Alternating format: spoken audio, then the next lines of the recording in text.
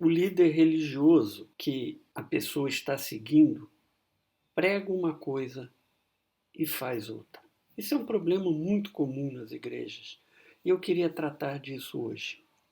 Eu me lembro que certa vez eu estava ouvindo a mensagem de uma pregadora e ela estava cobrando que as pessoas fossem fiéis ao Evangelho nas suas vidas, que vivessem de acordo com o que o Evangelho prega. E essa palavra é absolutamente correta. Isso é o que precisa ser feito.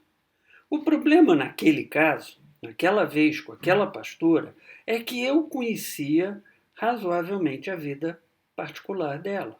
E ela não fazia na sua vida particular aquilo que ela pregava no púlpito.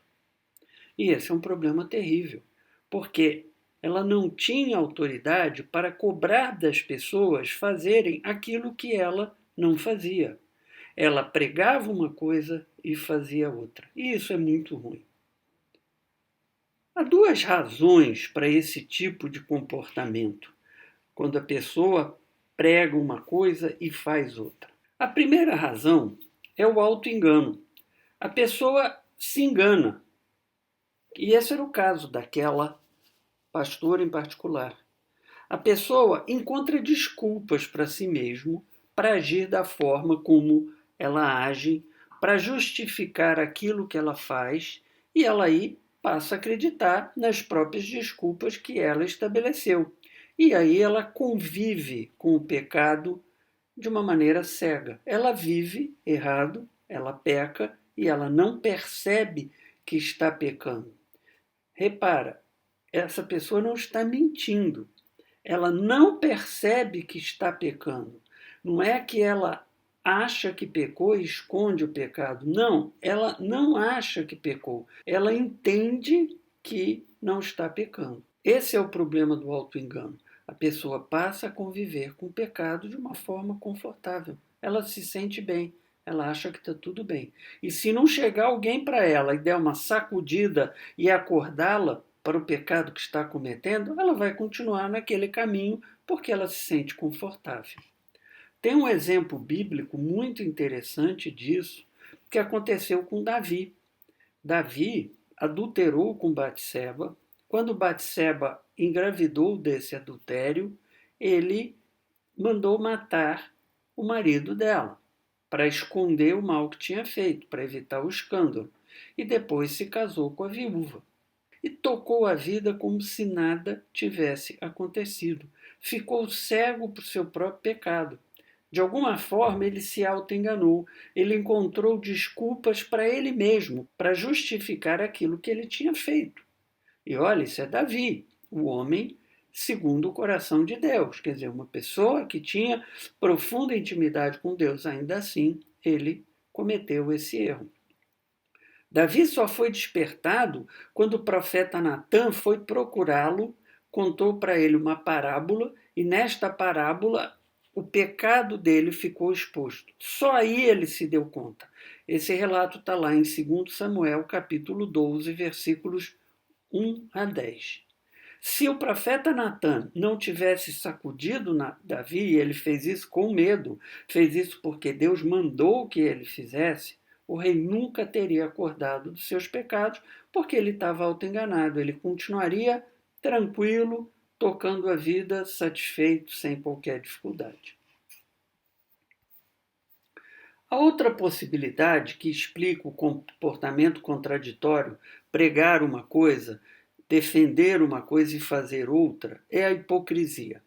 Eu diria que aí é até pior, porque aí sim a mentira está presente. A pessoa sabe que peca, mas esconde isso através de uma máscara de bom comportamento.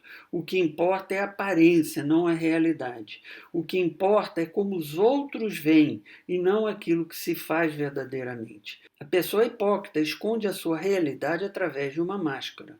Eu lembro do caso de um casal de pastores que foi para os Estados Unidos e quando estava entrando no país, foi pego pela alfândega local com um monte de dólares escondidos dentro da Bíblia.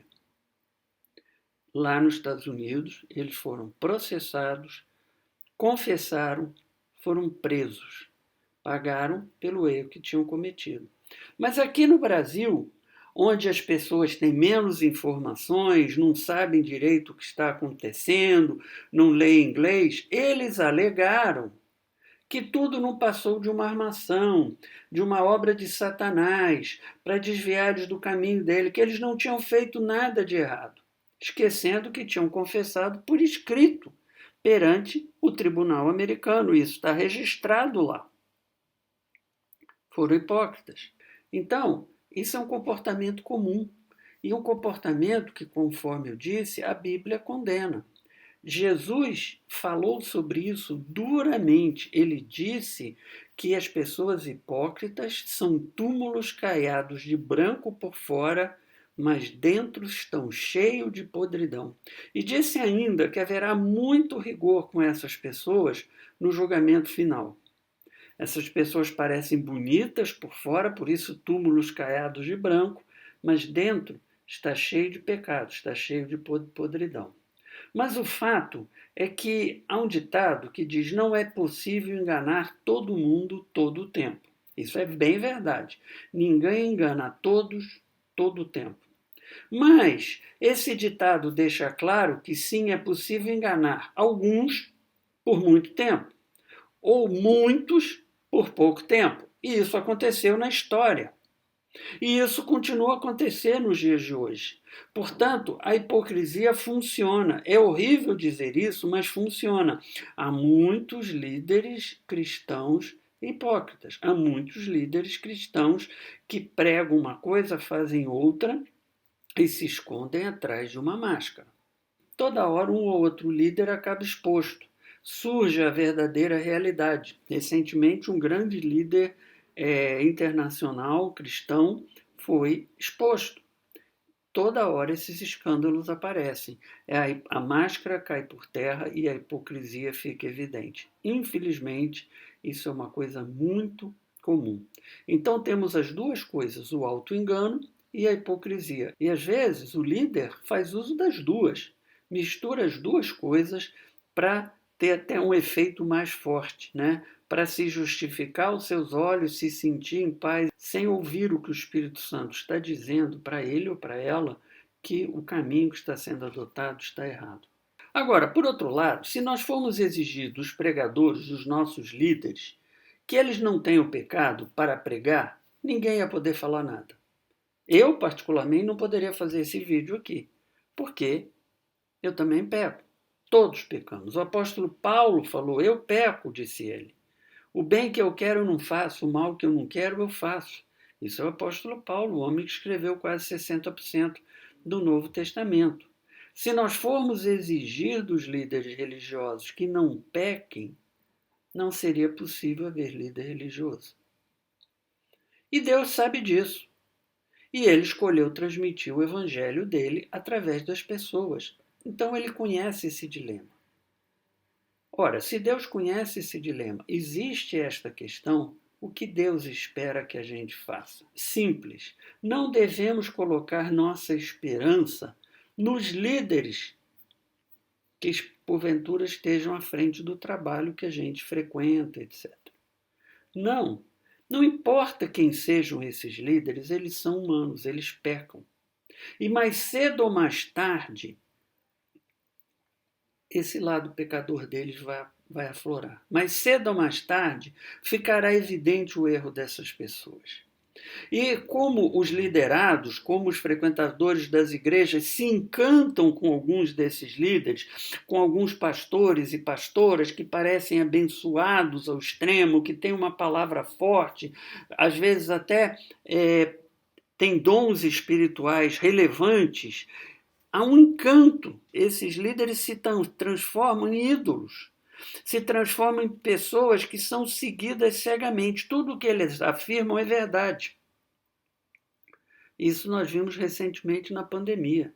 Líderes religiosos defendendo tratamentos estranhos, negando uma doença que já matou tanta gente. Nós vimos isso. E quando as pessoas têm esses líderes como ídolos, eles se tornam tão importantes assim, eles se tornam a cara do Evangelho de Jesus Cristo, quando os líderes pecam, a máscara cai e fica evidente quem eles são, há uma decepção dos liderados, há uma decepção dos frequentadores das igrejas. E muitos acabam decepcionados com o Evangelho, achando que o Evangelho é que é hipócrita, que o Evangelho é que esconde a realidade, quando na verdade o Evangelho de Cristo não é nada disso. O erro está nos líderes. E o erro está em tornar esses líderes em ídolos. Não importa a qualidade do líder, não importa quão abençoado ele seja, quantos dons ele tenha, as maravilhas que ele possa fazer, o seu foco não pode estar no líder, no pastor ou na pastora, porque eles são humanos.